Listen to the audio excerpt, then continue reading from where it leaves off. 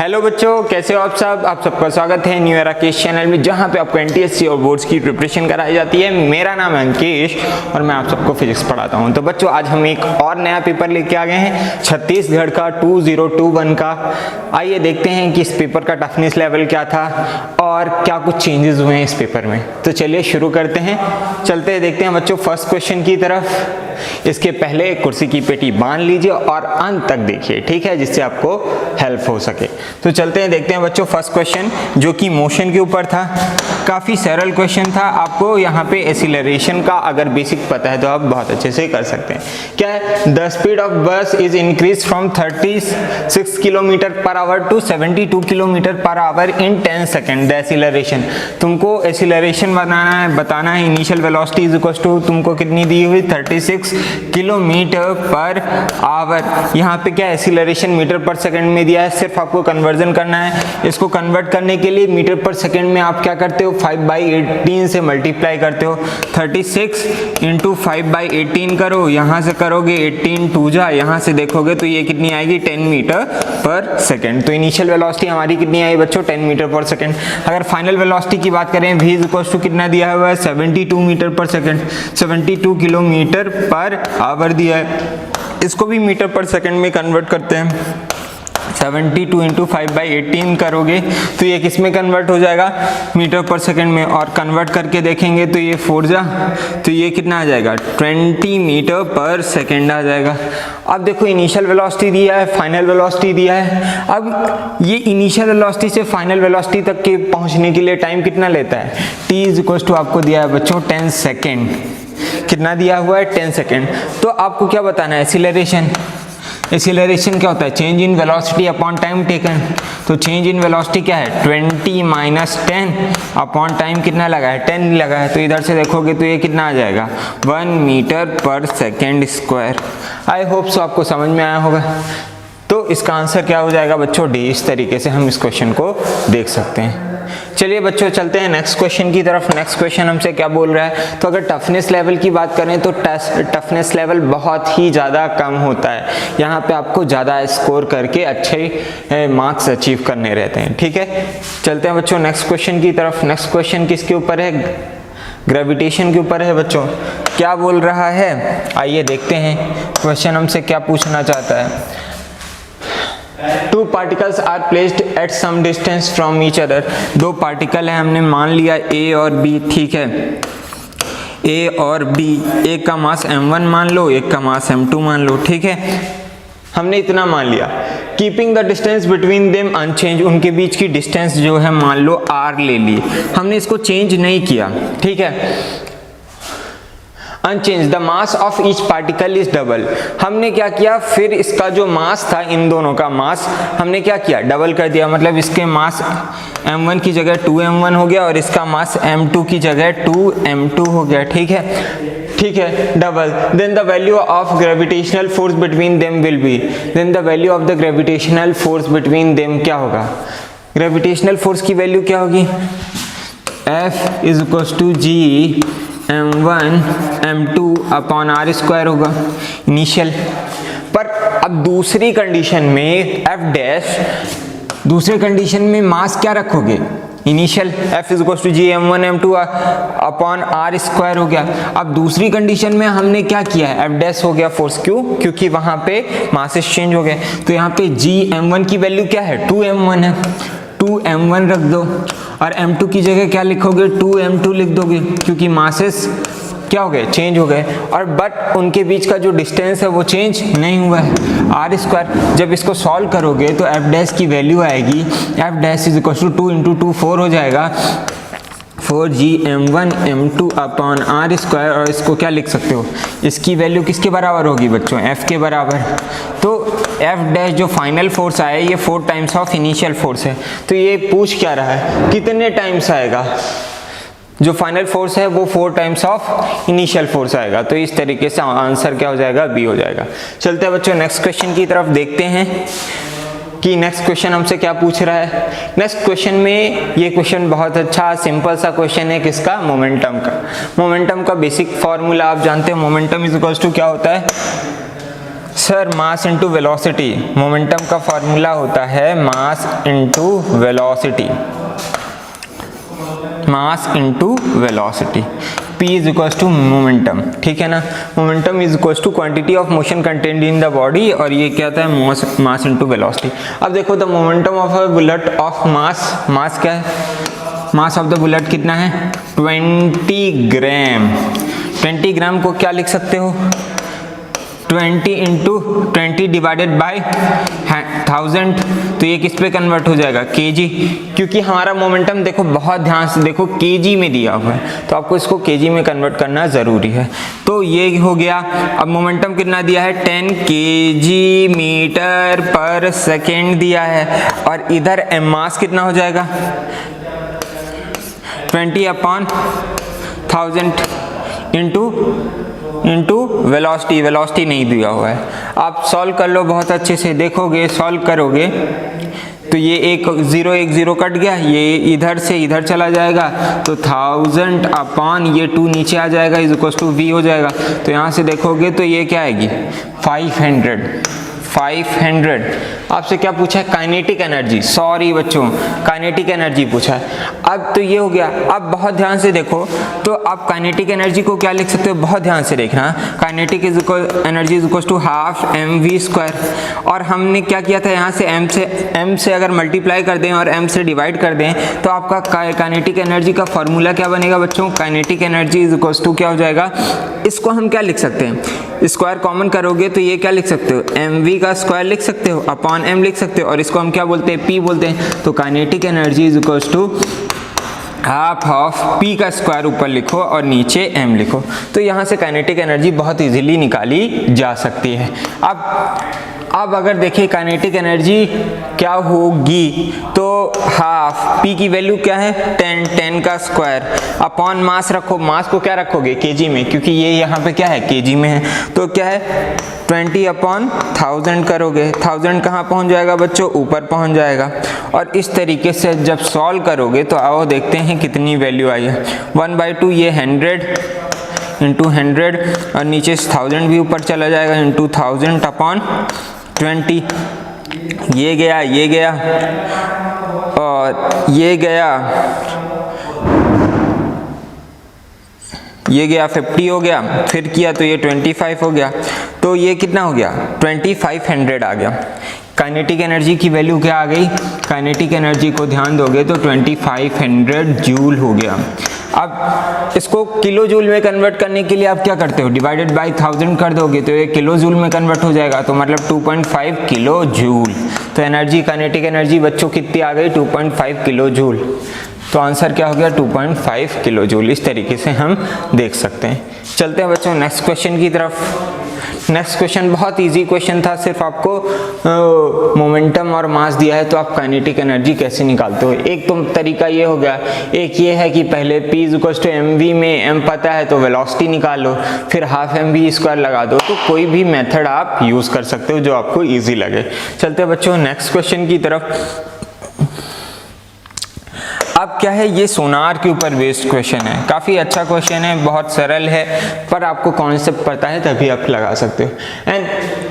N investigator team transmit an ultrasound signal to the seabed. The signal is received back in 4 seconds. If the speed of the sound in the sea water is 1500 meter per second, the depth of the sea. आपको क्या पूछ रहा है कि एक सी level है, ये मान लो सपोज करो सी लेवल है, और इसके ऊपर एक बोट रखा है जिससे क्या है सोनार रेस को क्या किया जा रहा है बच्चों, सोनार रेस को नीचे भेजा जा रहा है। कहाँ भेजा जा रहा है, नीचे। मान लो ये हो गया सी बेड, यहाँ पे भेजा गया, और जब इसको जाने और आने में उनको कितना टाइम लगा, उनको लगा 4 सेकेंड।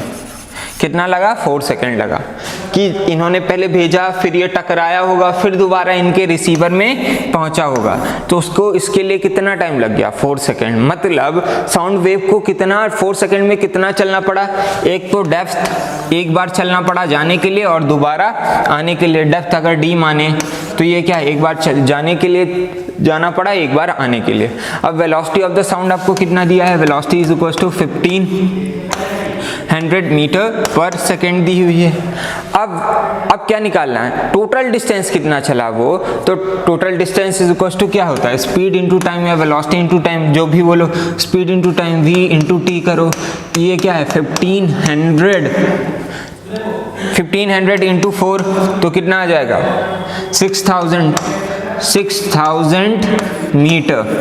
6000 मीटर चला। अब 6000 मीटर जो डिस्टेंस है ये जाने और आने की मिला के है, तो डेप्थ क्या है, डेप्थ कितना नीचे गया, तो इसका आधा क्या हो जाएगा, डेप्थ हो जाएगा। तो इसको आधा करोगे तो ये कितना आ जाएगा बच्चों, ये आएगा आपका 3000 मीटर, या इसको क्या बोल सकते हो 3 किलोमीटर। तो कोई ऑप्शन है, हाँ सर ये वाला ऑप्शन है। तो इस तरीके से आप इस क्वेश्चन को देख सकते हो। यहाँ पे सोनार क्या है, एक बार जाएगा एक बार आएगा, तो दोनों की डिस्टेंस आएगी, तो जो भी डिस्टेंस आए उसको आधी कर दोगे, ठीक है ना, और distance is equal to speed into time का फॉर्मूला लगा देंगे। चलते हैं बच्चों नेक्स्ट क्वेश्चन की तरफ। नेक्स्ट क्वेश्चन हमसे क्या बोल रहा है, आइए देखते हैं। नेक्स्ट क्वेश्चन हमसे क्या पूछ रहा है कि एक वायर को हमने सर्कुलर रोल कर दिया है, ठीक है। आओ देखते हैं क्वेश्चन क्या था।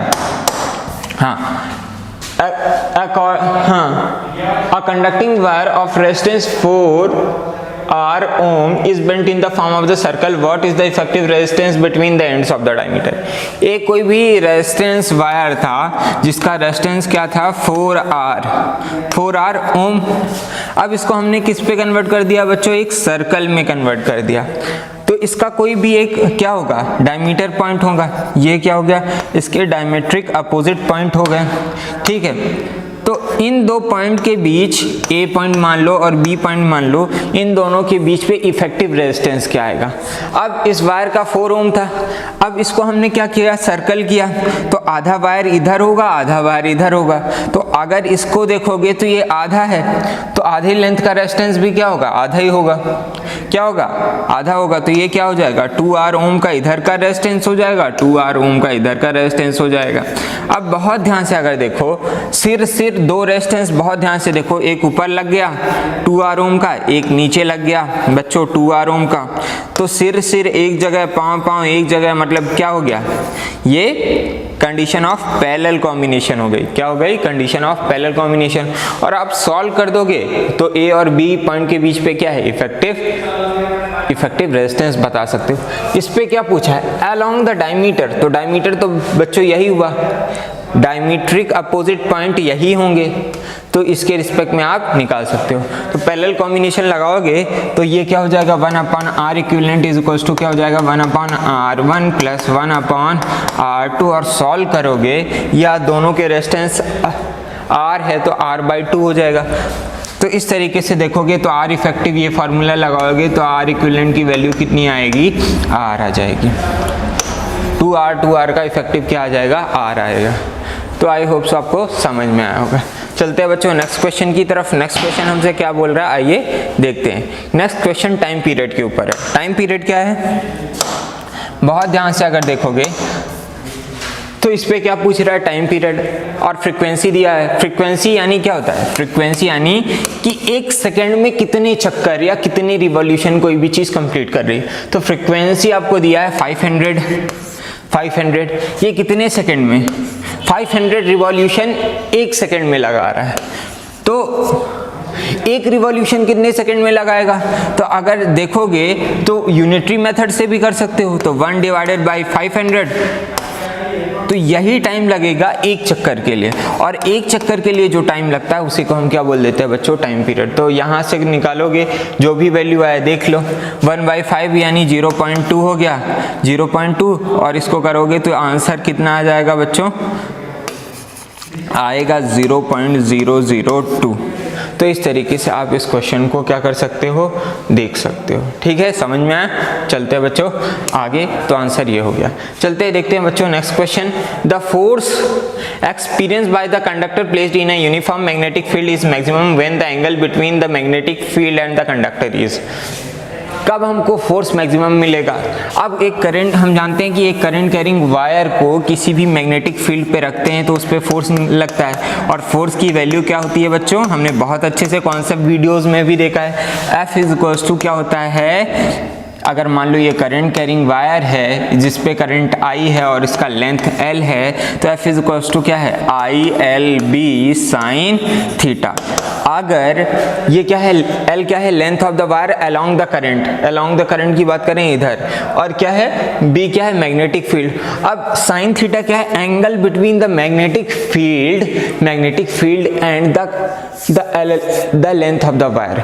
अगर इन दोनों के बीच पे sin थीटा की वैल्यू मैक्सिमम कब होगी, sin थीटा मैक्सिमम कब होगा, जब थीटा इज इक्वल टू क्या होगा, 90 डिग्री। तो यहाँ से आप क्या बोल सकते हो कि फोर्स की मैक्सिमम वैल्यू कब आएगी, जब sin थीटा मैक्सिमम होगा और sin थीटा की वैल्यू क्या होगी, 90 होगी। तो इस कंडीशन में क्या होगा, जब मैग्नेटिक फील्ड और वायर एक दूसरे के परपेंडिकुलर रखे होंगे। बहुत ध्यान से देखना, वायर कैसा रखा है, ऐसा रखा हुआ है, मैग्नेटिक फील्ड अंदर है, तो देखो तो एंगल कितना है दोनों में, 90 डिग्री है। इस कंडीशन में जो फोर्स है वो मैक्सिमम आएगा। तो समझ में आया, आई होप सो समझ में आया होगा। चलते हैं अब बच्चों नेक्स्ट क्वेश्चन की तरफ। नेक्स्ट क्वेश्चन हमसे क्या पूछ रहा है कि रिफ्रैक्टिव इंडेक्स और velocity of the particle in a medium का रिलेशन पूछ रहा है। मतलब देख लेते हैं, the refractive index of the four substance A, B, C and D are respectively 1.5, 1.36, 1.7 and 1.31. Out of these substance, which substance will have maximum speed of light? इनमें से किसकी मैक्सिमम स्पीड ऑफ लाइट होगी? तो बहुत ध्यान से अगर देखोगे तो स्पीड ऑफ लाइट किस पे डिपेंड करती है। अगर मान लो एक मीडियम से दूसरे मीडियम में जाओगे तो पार्टिकल की डेंसिटी बढ़ेगी, और वो किस पे डिपेंड करती है, रिफ्रैक्टिव इंडेक्स पे। अगर बात करें velocity of light in any medium, तो अगर देखोगे तो v इज इक्वल टू क्या होता है, c बाई n। मतलब जिसमें जितना ज़्यादा रिफ्रैक्टिव इंडेक्स जिसका जितना ज़्यादा होगा, उसके लिए स्पीड ऑफ लाइट क्या होगी, उतनी ही कम होगी। अब देखो क्या है, मैक्सिमम स्पीड ऑफ लाइट किस पे होगी, मैक्सिमम उस पे होगी जिसके लिए रिफ्रैक्टिव इंडेक्स सबसे कम होगा। तो इस पे किस वाले पार्टिकल के लिए सबसे कम रिफ्रैक्टिव इंडेक्स है, 1.31। 1.31 किसका है, फोर्थ मीडियम का। तो इस तरीके से आंसर क्या आ जाएगा, डी आएगा। आई होप सो समझ में आया होगा। आपको ये पता होना चाहिए velocity in any medium is inversely proportional to refractive index of that medium. जैसे अगर स्पीड ऑफ लाइट की बात करें वैक्यूम में, तो वो क्या होगी, 3 × 10⁸ मीटर पर सेकेंड। पर जैसे जैसे उसका मीडियम चेंज करते जाओगे वैसे वैसे उसकी स्पीड जो है घटती जाएगी इन दैट मीडियम। ठीक है, उसका रिलेशन ये है। चलते हैं बच्चों आगे, देखते हैं next question. Convex lens of focal length 8 centimetre. एक कॉन्वेक्स लेंस है, ये देख लो बच्चों, ये हो गया एक कॉन्वेक्स लेंस जिसका फोकल लेंथ क्या है, फोकल लेंथ 8 सेंटीमीटर है। मान लो इधर भी एक फोकस होगा, यहाँ पे भी एक फोकस होगा, ये सेंटर ऑफ कर्वेचर हो गया, ये सेंटर ऑफ कर्वेचर हो गया, ये फोकस हो गया, ये फोकस हो गया, ये 2F हो गया, ये भी 2F हो गया। 2 मान लो, 1 मान लो, कोई दिक्कत नहीं है। फिर क्या है, forms a real image. Image कैसी बन रही है, real image and same size of that of object. अब ये बताओ, ऑब्जेक्ट और इमेज दोनों सेम साइज के हों और रियल भी हों, ऐसा कब पॉसिबल है? ऐसा सिर्फ एक कंडीशन में पॉसिबल है, जब कोई भी चीज सेंटर ऑफ कर्वेचर पे रखी हो। क्या हो, सेंटर ऑफ कर्वेचर पे। अब फोकल लेंथ आपको कितना दिया है बच्चों, फोकल लेंथ दिया है आपको, फोकल लेंथ ऑप्टिकल सेंटर से फोकल लेंथ कितना दिया है, 8 सेंटीमीटर। तो सेंटर ऑफ कर्वेचर कहाँ पे होगा, ट्वाइस ऑफ फोकल लेंथ होता है। सेंटर ऑफ कर्वेचर या रेडियस ऑफ कर्वेचर क्या है, ट्वाइस ऑफ फोकल लेंथ। तो यहाँ से देखोगे तो अगर ऑब्जेक्ट अगर 16 सेंटीमीटर पे रखा हुआ है तो वो क्या करेगा, same as that of object image बनाएगा। हमने लेंस के प्रिपरेशन में बहुत अच्छे से देखा है, या कि फिर लेंस फार्मूला लगाओ, ये लगाओ, वो लगाओ, सॉल्व करो। इससे अच्छा कि आप डायरेक्ट, आपको थोड़ा सा ध्यान रखना चाहिए कि अगर ऑब्जेक्ट सेंटर ऑफ कर्वेचर पे रखा है और इमेज भी सेंटर ऑफ कर्वेचर पे बन रही, तो दोनों इक्वल होंगी, रियल होंगी और सेम साइज की होंगी। ठीक है, तो इस तरीके से 16 हो गया, तो आपको कैलकुलेशन से बच जाएंगे। चलते हैं अब बच्चे आगे नेक्स्ट क्वेश्चन की तरफ, देखते हैं बच्चों आप इस क्वेश्चन को। इस क्वेश्चन में क्या है, according to the oriented experiment of magnetic effect of electric current if the wire kept parallel above magnetic needle and the current is flowing in the north south direction, then the deflection of the north side of the magnetic field। हम ये बहुत अच्छे से जानते हैं कि जो magnetic field lines होती हैं वो किधर जाती हैं, जिधर मैग्नेटिक नीडल का नॉर्थ पोल मूव करता है। इतना आपको पता है ना। अब चलते हैं बच्चों बहुत ध्यान से, आपको क्या बोला गया है, आप सबसे पहले डायरेक्शंस बना लो। ये क्या हो गया, नॉर्थ हो गया, ये क्या हो गया, नॉर्थ हो गया, ये क्या हो गया बच्चों, साउथ हो गया, ये हो गया ईस्ट हो गया, ये हो गया वेस्ट हो गया। अब बहुत ध्यान से देखो तो आपको क्या बोला गया है कि साउथ टू नॉर्थ करंट कहाँ से कहाँ फ्लो कर रहा है, साउथ टू नॉर्थ, मतलब करंट ये साउथ हो गया और ये नॉर्थ हो गया, current south to north flow हो रहा है। अब इसके नीचे एक मैग्नेटिक नीडल रखी हुई है, देखो कैसे, इसके नीचे एक मैग्नेटिक नीडल रखी है, वो भी कैसे पॉइंटेड है, ऐसे पॉइंटेड है। अब क्या होगा, अब क्या है, जब इस पे करंट फ्लो करेगा तो यहाँ पे क्या बनेगी, मैग्नेटिक फील्ड, क्योंकि ओरिएस्टेड साहब ने ही बताया था कि ये करंट कैरिंग वायर क्या करता है, मैग्नेटिक फील्ड प्रोड्यूस करता है। और जिधर मैग्नेटिक फील्ड, अब मैग्नेटिक फील्ड बनाओ, राइट हैंड थंब रूल लगाओ, तो इसकी मैग्नेटिक फील्ड क्या बनेगी, सर्कुलर पैटर्न बनेगा। कैसा बनेगा बच्चों, सर्कुलर पैटर्न, इधर से अंदर जाएगा और इधर से बाहर आएगा। तो देखो पहले ये नीडल ऐसी रहेगी, अब यहाँ पे इसके नीचे देखोगे, तुरंत एकदम नीचे देखोगे तो कैसी जाएगी, इस डायरेक्शन से इस डायरेक्शन की ओर, और इस डायरेक्शन से इस डायरेक्शन की बात करें तो ये क्या है, ईस्ट से वेस्ट की तरफ जा रही, किधर जा रही, वेस्ट। तो हम अगर बात करें तो मैग्नेटिक फील्ड लाइंस कहाँ जा रही हैं, ईस्ट से वेस्ट की तरफ। किधर जा रही हैं बच्चों, ईस्ट से वेस्ट की तरफ, इधर जाएंगी ईस्ट से वेस्ट की तरफ। तो वो पूछ रहा है कि मैग्नेटिक नीडल किधर जाएगा, जिधर फील्ड लाइंस जाती हैं उधर ही मैग्नेटिक नीडल जाएगा। मतलब क्या है, मैग्नेटिक नीडल किधर जाएगा, वेस्ट की तरफ जाएगा बच्चों, किधर जाएगा, वेस्ट की तरफ। तो आंसर क्या हो जाएगा, वेस्ट। ठीक है, इस तरीके से हम देख सकते हैं। The major constituent of the petroleum gas, petroleum gas की अगर कॉन्स्टिट्यूएंट की बात करें प्रोपेन और ब्यूटेन होते हैं, पर अगर मेजर कॉन्स्टिट्यूएंट की बात करें तो वो क्या होता है, ब्यूटेन होता है। तो आंसर क्या हो जाएगा, ए हो जाएगा, ब्यूटेन। चले बच्चों आगे देखते हैं नेक्स्ट क्वेश्चन। आइए देखते हैं नेक्स्ट क्वेश्चन में हमसे क्या पूछ रहा है। नेक्स्ट क्वेश्चन पूछ रहा है कि ratio of distance and displacement, किसका, डिस्टेंस और डिस्प्लेसमेंट का ratio, ratio of displacement and distance, displacement and distance. अब बहुत ध्यान से देखो, अगर इन दो पॉइंट्स के बीच में बात करें तो डिस्प्लेसमेंट हमेशा क्या होगी, शॉर्टेस्ट डिस्टेंस, और इसके अलावा कोई भी डिस्टेंस लोगे ये हमेशा क्या होगी, डिस्प्लेसमेंट से बड़ी होगा। तो displacement is equals to distance A और बी के बीच पे, जब हम कैसा पाथ लें, स्ट्रेट लाइन और शॉर्टेस्ट पाथ लें, तो उस कंडीशन में डिस्टेंस और डिस्प्लेसमेंट बराबर होंगे। और उसके अलावा कोई भी पाथ लो, जैसे ये पाथ हो गया, ये पाथ हो गया, इस कंडीशन में हमेशा क्या है, डिस्टेंस बड़ा आएगा विद रिस्पेक्ट टू डिस्प्लेसमेंट। तो आप ये देख रहे हो कि या की क्या होगा, बराबर होगा। अब देखो यहां से देखो, डिस्टेंस नीचे है, डिस्टेंस क्या है, नीचे है। अब डिस्टेंस हमेशा बड़ा होगा या बराबर होगा, अगर बराबर होगा तो क्या आएगा, दोनों का रेशियो 1 आएगा। और अगर डिस्टेंस बड़ा है, डिनोमिनेटर बड़ा है, मतलब ओवरऑल वैल्यू 1 से क्या आनी चाहिए, छोटी आनी चाहिए।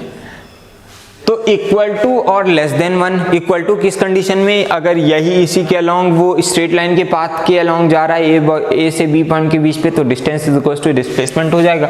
और दूसरा कंडीशन कोई भी लोगे वहां पे डिस्प्लेसमेंट और डिस्टेंस का रेशियो, डिस्टेंस डिनोमिनेटर बड़ा है इसलिए जो है इसका रेशियो हमेशा लेस देन 1 आएगा। आई होप सो आपको समझ में आया होगा। चलते हैं बच्चों नेक्स्ट क्वेश्चन की तरफ। नेक्स्ट क्वेश्चन हमसे क्या पूछ रहा है कि which one of the following is more effective for burning.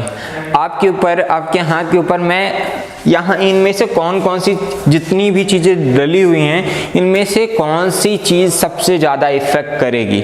वही बात है, सबसे ज़्यादा कौन इफेक्ट करेगी, जिसकी जो वो एनर्जी है, जिस वाटर की या हीट है, जिस वाटर की हीट सबसे ज़्यादा होगी वही ज़्यादा इफेक्ट करेगा। ठीक है, वही ज़्यादा क्या करेगा, इफेक्ट करेगा। अब हॉट एयर उतना ज़्यादा इफेक्ट नहीं करेगी क्योंकि इस पे उतनी ज़्यादा एनर्जी नहीं है। सबसे ज़्यादा एनर्जी किसके पास होगी, यहाँ पे देखोगे तो वाटर वेपर्स के पास। किसके पास, वाटर वेपर्स के पास। इसलिए सबसे ज़्यादा इफेक्ट कौन करेगा बच्चों, वाटर वेपर्स ही, तो वाटर वेपर्स ही बनेंगे। तो आई होप सो आपको समझ में आया है। अगर समझ में आया तो वीडियो को लाइक करें, चैनल को सब्सक्राइब करें और दोस्तों के साथ शेयर करें। Thank you.